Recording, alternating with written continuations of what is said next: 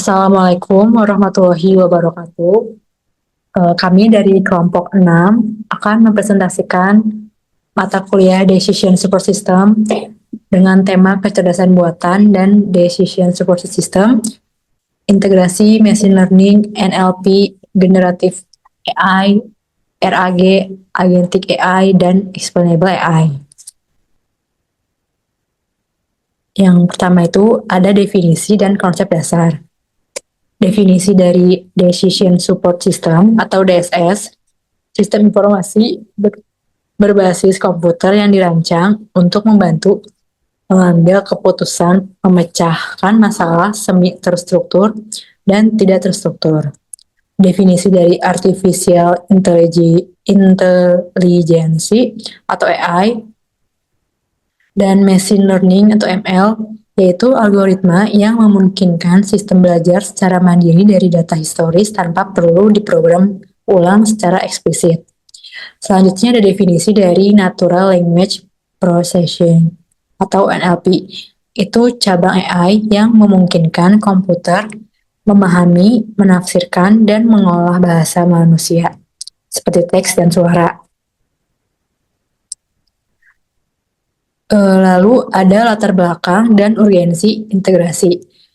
Integrasi teknik AI itu seperti machine learning atau ML dan natural language processing atau NLP ke dalam decision support system itu lahir dari kebutuhan untuk mengatasi keterbatasan sistem pendukung keputusan tradisional di era big data. Secara garis besar, latar belakang penggabungan kedua bidang ini didorong oleh beberapa faktor utama. Yang pertama itu ada keterbatasan DSS tradisional. DSS generasi awal sangat mengandalkan data terstruktur seperti tabel basis data rasional dan model kuantitatif statis atau rule based. Masalahnya itu sistem ini kaku dan kesulitan menangani ketidakpastian atau kondisi bisnis yang berubah cepat. Kebutuhannya diperlukan sistem yang bisa belajar dan beradaptasi secara otomatis dari pola data baru tanpa decoding ulang secara manual.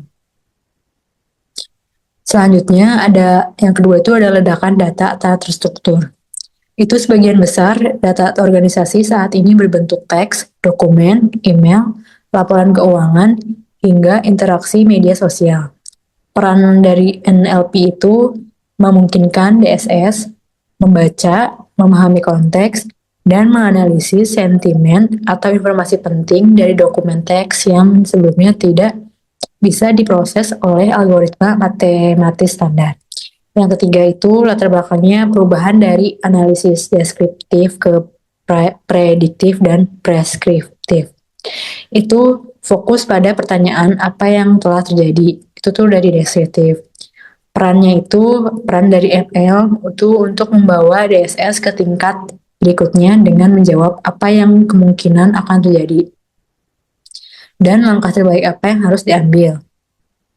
Itu dari prediktif dan preskriptif berdasarkan ekstraksi pola kompleks dari data historis. Yang keempat, ada antarmuka yang lebih manusiawi. Mengoperasikan DSS tradisional yang sering membutuhkan keahlian teknis atau pemahaman query basis data yang rumit. Integrasi AI-nya menggabungkan pemrosesan bahasa alami, membuat pengambil keputusan dapat berinteraksi dengan sistem menggunakan bahasa sehari-hari. Misalnya itu tampilkan analisis risiko untuk proyek X bulan depan. Mengapa integrasi AI mendesak untuk dilakukan sekarang? Dilihat dari persenannya itu 90%, auditor global menyatakan AI akan mengubah cara audit dilakukan dalam 5 tahun ke depan. Risikonya itu kecurangan dan kesalahan meningkat. Kompleksitas transaksi lintas, negara dan instrumen keuangan modern mempersulit deteksi manual. Selanjutnya, mengapa itu dilakukan sekarang? Itu karena 3 kali kecepatan deteksi anomali laporan keuangan dengan machine learning dibanding metode manual. Ekspektasi dari stakeholder berubah. Investor dan manajemen menuntut dashboard keputusan real-time, bukan laporan statis. Selanjutnya ada 40% potensi efisiensi waktu proses closing dan pelaporan keuangan melalui otomatis berbasis AI. Tekanan regulasi dan kepatuhan itu maksudnya regulator seperti SAK, PSAK, IFRS, dan pajak digital itu menuntut pelaporan yang lebih cepat, akurat, dan dapat diaudit. Yang terakhir, keunggulan yang kompetitif. Organisasi yang lebih dulu mengadopsi AI dalam DSS memperoleh keunggulan analitis dan efisiensi biaya.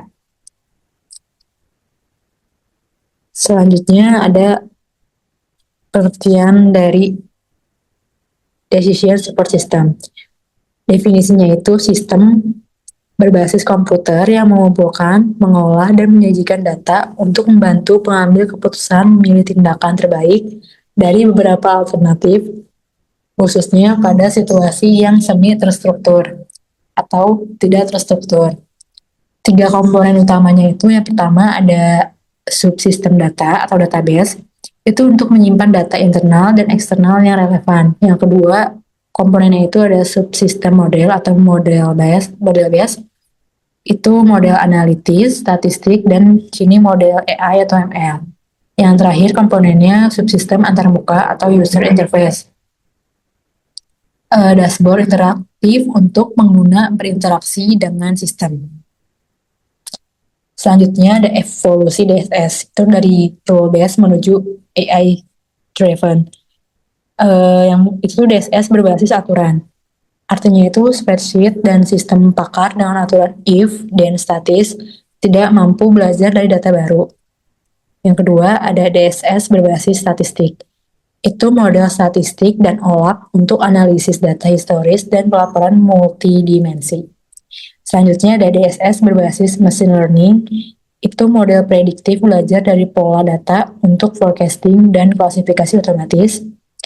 Yang evolusi terakhir itu DSS kognitif terintegrasi AI, itu menggabungkan ML, NLP, generatif AI, RAG, dan agentic AI untuk analisis dan aksi otonom. Lalu ada kerangka integrasi AI dalam DSS modern. 6 teknologi AI saling melengkapi dalam satu arsitektur DSS. Masing-masing berperan pada tahap berbeda dari siklus pengambilan keputusan, mulai dari memahami data mentah hingga menghasilkan rekomendasi yang dapat dipertanggungjawabkan. Kerangkanya itu dari machine learning, itu artinya prediksi dan deteksi pola. Ada NLP, itu memahami teks dan bahasa. Yang selanjutnya ada generatif AI, itu membuat konten dan narasi. Lalu ada RAG, itu jawaban berbasis fakta. Ada agentic AI, eksekusi tugas otonom. Yang terakhir ada explainable AI, itu transparansi keputusan. Selanjutnya ada machine learning, konsep dan jenis pembelajarannya. Definisi machine learning itu adalah cabang AI yang memungkinkan sistem belajar pola dari data historis tanpa diprogram secara eksplisit, lalu menggunakan pola tersebut untuk memprediksi atau mengklasifikasi data baru. Lalu selanjutnya itu ada jenisnya. Yang pertama itu ada supervised learning. Itu artinya belajar dari data berlabel, seperti input, output yang diketahui. Contohnya itu memprediksi risiko gagal bayar piutang dari data historis pelanggan. Jenis yang kedua itu ada unsupervised learning. Itu menemukan pola tersembunyi tanpa label. Contohnya mengelompokkan transaksi mencurigakan yang menyimpang dari pola normal. Jenis yang terakhir ada reinforcement learning, yaitu belajar melalui trial and error dengan sistem reward. Belajar melalui trial and error dengan sistem reward. Lalu ada aplikasi machine learning di bidang akuntansi. Yang pertama itu ada deteksi fraud dan anomali. Itu mengidentifikasi transaksi mencurigakan atau entry jurnal tidak wajar secara real time berbasis pola historis. Lalu ada credit scoring dan penilaian risiko, untuk memprediksi kemungkinan gagal bayar piutang usaha dan menilai kelayakan kredit pelanggan atau mitra. Selanjutnya ada peramalan keuangan atau forecasting, yaitu memproyeksikan pendapatan, arus kas, dan kebutuhan modal kerja berdasarkan tren data historis. Lalu ada klasifikasi otomatis transaksi untuk mengkategorikan transaksi ke akun buku besar yang tepat tanpa intervensi manual berulang. Lalu ada continuous auditing untuk memantau 100% populasi transaksi secara berkelanjutan, bukan hanya sampel seperti audit tradisional. Yang terakhir, untuk aplikasi ML itu analisis predictive going concern, itu menilai kemungkinan kebangkrutan atau masalah kelangsungan usaha suatu entitas. Selanjutnya ada dari NLP atau memahami bahasa dalam data keuangan. Definisinya itu adalah Natural Language Processing, yaitu AI yang memungkinkan komputer memahami, menginterpretasi, dan menghasilkan bahasa manusia, baik teks maupun ucapan. Dalam DSS, NLP mengubah data tidak terstruktur, seperti kontrak, email, laporan naratif, menjadi informasi yang dapat dianalisis. Yang pertama itu ada ekstraksi entitas, seperti nominal, tanggal, dan pihak. Yang kedua ada klasifikasi dan ringkasan dokumen. Yang ketiga ada analisis sentimen laporan atau berita. Yang keempat ada analisis. Jadi cuma ada 3 doang. Contoh dari NLP itu, yang pertama ada analisis kontrak dan perjanjian, seperti mengekstrak klausul kewajiban, tanggal jatuh tempo, dan nilai kontrak dari ratusan dokumen legal. Contoh yang kedua itu ada chatbot layanan keuangan internal. Yang ketiga ada sentimen analisis laporan tahunan. Contohnya menilai nada atau tone narasi manajemen untuk mendeteksi sinyal risiko tersembunyi. Contoh yang terakhir itu automate report tagging. Itu menandai elemen laporan keuangan secara otomatis sesuai taksonomi pelaporan digital. Selanjutnya ada alur kerja NLP dalam proses akuntansi. Alur yang pertama itu dokumen mentah, seperti faktur, kontrak, email, laporan, naratif tidak terstruktur. Lalu processing, seperti tokenisasi, normalisasi teks, dan penghapusan noise. Lalu alur selanjutnya ada model NLP, itu name, nama entitas, recognition, klasifikasi, ekstraksi, dan relasi.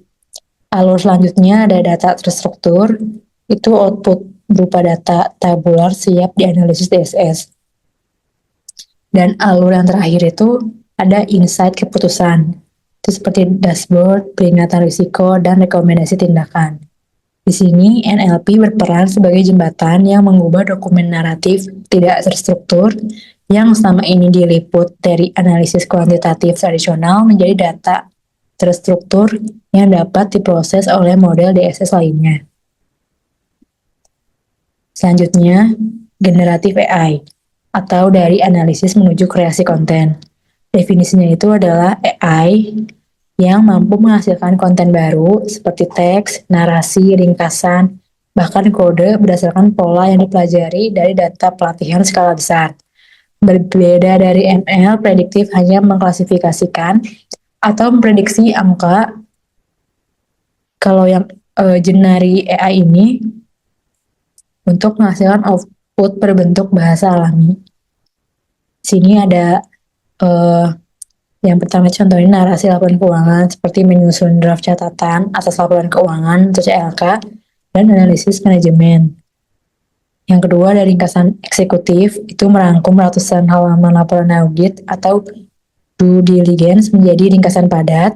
Yang ketiga ada simulasi skenario what if, menghasilkan narasi dan proyeksi dampak dari berbagai skenario bisnis dan keuangan. Yang terakhir itu ada draft kebijakan dan memo internal, itu untuk membantu menyusun draft kebijakan akuntansi atau memo audit sesuai standar. Selanjutnya ada aplikasi RAG dalam Decision Support System akuntansi. Aplikasi yang pertama itu asisten kepatuhan regulasi untuk menjawab pertanyaan kompleks tentang PSAK atau IFRS atau peraturan pajak dengan rujukan pasal yang tepat dan terkini. Aplikasi RAG yang kedua itu dalam DSS itu ada Knowledge Based Audit Internal. Itu auditor dapat bertanya langsung ke sistem tentang kebijakan dan prosedur internal tanpa mencari manual berlembar-lembar. Yang ketiga, aplikasinya itu analisis kontrak berbasis fakta. Itu menjawab pertanyaan spesifik tentang klausul kontrak dengan kutipan langsung dari dokumen sumber. Yang terakhir dari riset investasi dan due diligence. Itu merangkum laporan keuangan dan berita perusahaan yang relevan dengan citasi ke sumber aslinya. Baik, di sini saya Nazwa akan melanjutkan pemaparan materi yang udah disampaikan rekan saya tadi ya, Tari. Oke, next. Selanjutnya itu ada agentic AI atau menjawab menuju bertindak. Agentic AI ini adalah sistem AI yang mampu merencanakan, mengambil keputusan bertahap, dan mengeksekusi serangkaian tugas secara otonom untuk mencapai tujuan. Dengan sedikit atau tanpa intervensi manusia di setiap langkah. Berbeda dari chatbot yang hanya merespon satu pernyataan, agen AI dapat menyusun rencana multilangkah dan menggunakan berbagai tools, sistem, API, database untuk menyelesaikannya. Di sini tuh ada goal oriented yang dimana itu bekerja menuju tujuan akhir, bukan sekedar menjawab satu prompt. Lalu ada multi-step reasoning, yaitu mencegah tugas kompleks menjadi langkah-langkah kecil yang logis. Lalu ada to use atau orchestration, berinteraksi dengan sistem ERP, database, dan aplikasi lain. Lalu ada self-monitoring, yaitu mengevaluasi hasil setiap langkah dan menyesuaikan rencana.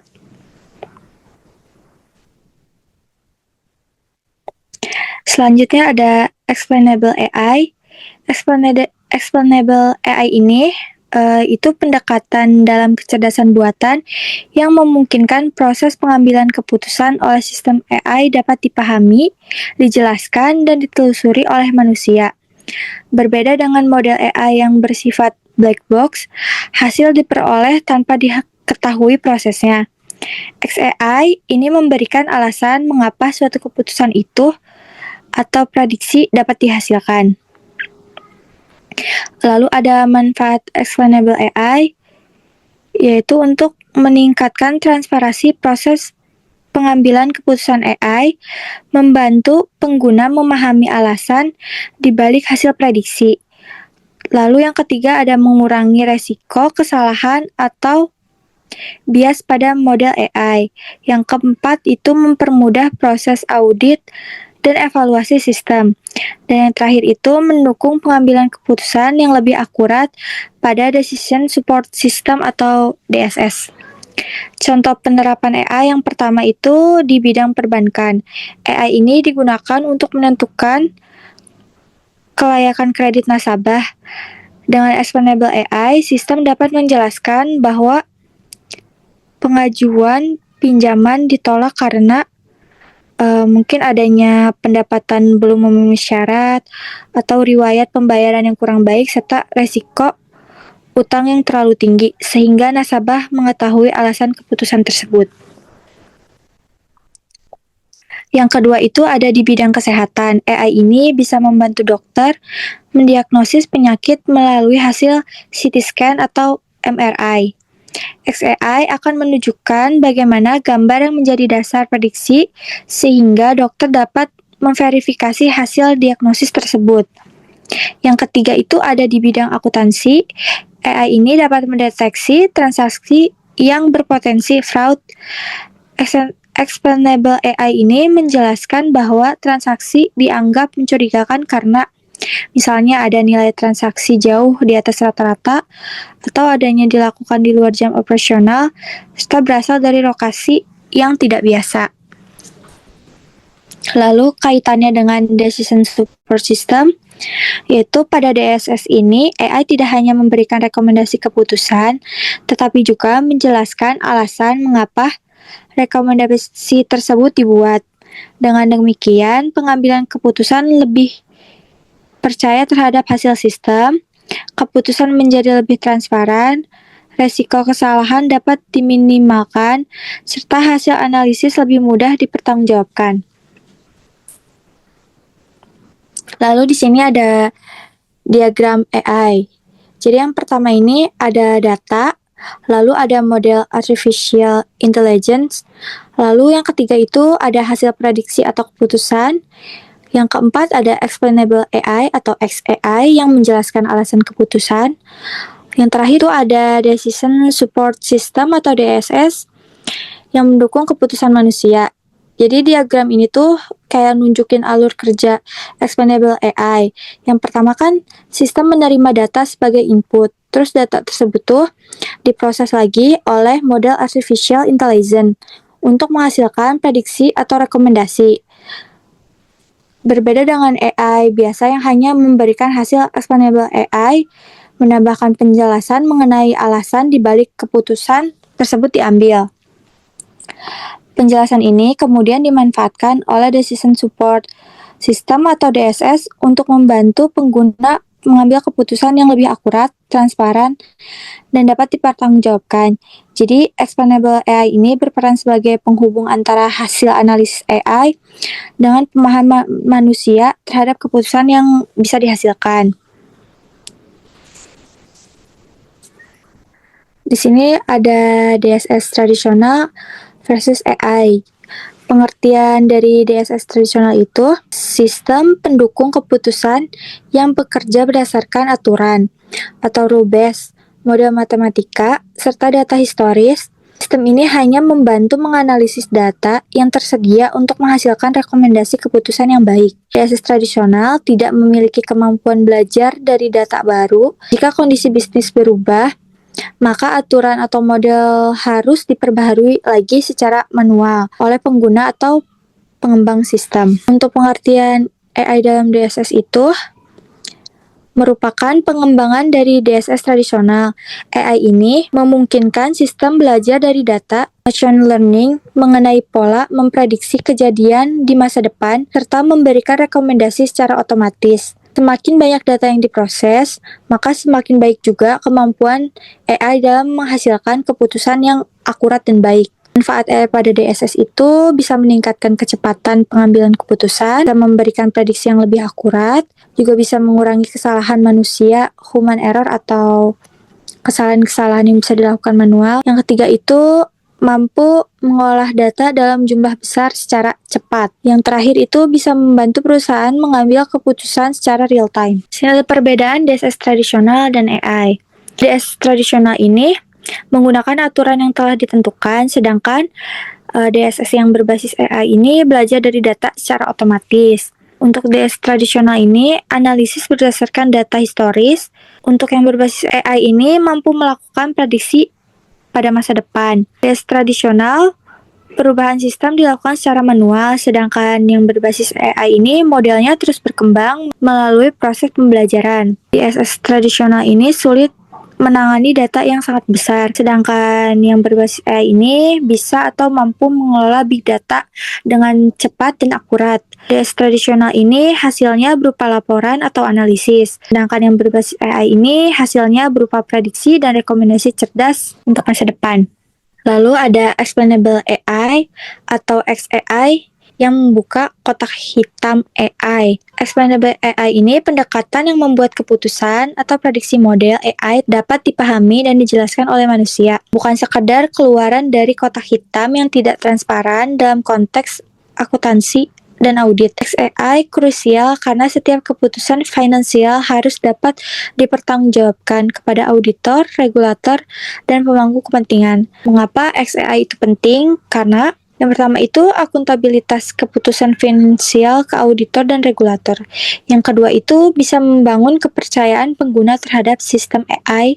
Yang ketiga itu memudahkan identifikasi bias atau kesalahan model. Yang keempat itu kepatuhan terhadap regulasi, hak atas penjelasan. Teknik umum XAI itu yang pertama ada feature important yang menunjukkan variabel mana yang paling mempengaruhi prediksi model. Yang kedua itu ada sub atau lime yang menjelaskan kontribusi tiap fitur pada satu prediksi spesifik. Yang ketiga itu ada decision trees atau rule extraction yang menyajikan alur logika keputusan yang mudah dibaca oleh manusia. Lalu ada aplikasi XAI dalam audit dan pelaporan keuangan. Yang pertama itu ada justifikasi temuan audit berbasis AI. Jadi ketika model AI menandai transaksi sebagai beresiko tinggi, XAI ini bisa menjelaskan faktor spesifiknya, penyebabnya apa, miss, nominal, tidak wajar, waktu transaksi yang anomali. Kedua itu ada transparansi model credit scoring. Ini tuh menjelaskan kepada nasabah atau regulator kenapa suatu permohonan kredit itu disetujui atau ditolak. Jadi ketahuan gitu kayak alasannya kenapa bisa ditolak atau disetujui.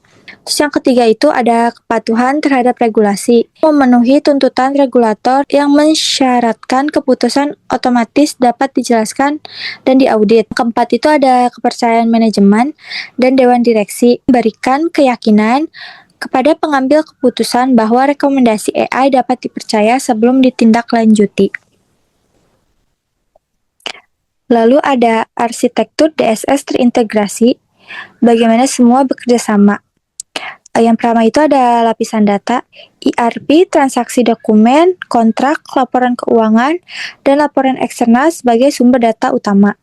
Yang kedua itu ada lapisan pemrosesan AI, ML dapat menganalisis data numerik, NLP memahami teks, serta menghasilkan insight yang terstruktur. Lalu yang ketiga itu ada lapisan pengetahuan atau RIG, yang menghasilkan hasil analisis dengan standar regulasi SOP dan kebijakan perusahaan agar jawaban AI itu lebih akurat dan dapat dipercaya. Lalu ada lapisan generasi atau aksi. Generatif AI menyusun laporan dan rekomendasi. Agentic AI mengeksekusi tugas lanjutan secara otomatis. Yang terakhir ada laporan transparansi. Jadi setiap keputusan AI disertai penjelasan yang jelas sehingga dapat dipahami dan diaudit. Lalu ada ilustrasi penerapan atau DSS cerdas untuk berfungsi keuangan korporat. Jadi itu sebuah perusahaan multinasional mengintegrasikan berbagai teknologi AI ke dalam Decision Support System atau DSS keuangannya untuk mempercepat proses analisis data, meningkatkan kualitas keputusan, serta mengurangi pekerjaan manual pada proses penutupan laporan bulanan. Yang pertama itu ada Machine Learning atau ML yang menganalisis jutaan transaksi keuangan dan secara otomatis mengidentifikasi 120 transaksi beresiko tinggi hanya dalam hitungan menit. Yang kedua ada Natural Language Processing atau NLP yang membaca lebih dari 300 kontrak vendor kemudian mengekstrak klausul penting untuk memverifikasi kewajiban kontraktual. Yang ketiga itu ada Retrieval Augmented Generation atau RAG yang membantu tim akuntansi menjawab pertanyaan mengenai PSAK terbaru dengan menyertakan referensi pasal atau regulasi yang relevan. Yang keempat itu ada Generative AI, menyusun draft awal laporan manajemen, discussion, dan analisis atau MD&I secara otomatis sehingga mempercepat penyusunan laporan manajemen. Yang kelima itu ada Agentic AI, mengotomatisasi proses rekonsiliasi antar perusahaan, intercompany reconciliation, serta menyiapkan draft jurnal eliminasi secara otomatis.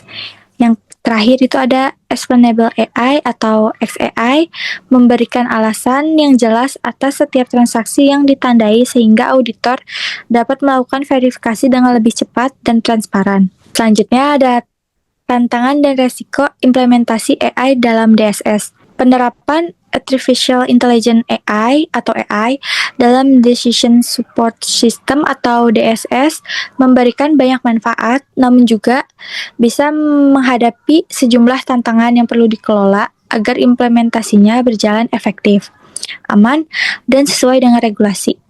Yang pertama itu ada keamanan privasi dan data. Data keuangan yang bersifat sensitif beresiko mengalami kebocoran atau penyalahgunaan jika sistem AI ini tidak memiliki perlindungan keamanan dan kontrol akses yang memadai. Yang kedua itu ada akurasi dan halusinasi model. AI, terutama generatif AI, dapat menghasilkan informasi yang kurang akurat. Oleh karena itu, setiap hasil tetap perlu diverifikasi oleh manusia sebelum dijadikan dasar pengambilan keputusan. Yang ketiga itu ada kepatuhan dan regulasi. Regulasi mengenai penggunaan AI dalam pelaporan keuangan terus berkembang dan berbeda di setiap negara, sehingga perusahaan harus memastikan kepatuhan terhadap aturan yang berlaku. Yang keempat itu ada kesenjangan kompetensi SDM. Aturan dan pengguna sistem perlu memiliki literasi AI serta kemampuan analisis data agar dapat mengawasi, mengevaluasi, dan memanfaatkan hasil AI secara optimal. Yang kelima itu ada biaya implementasi dan integrasi.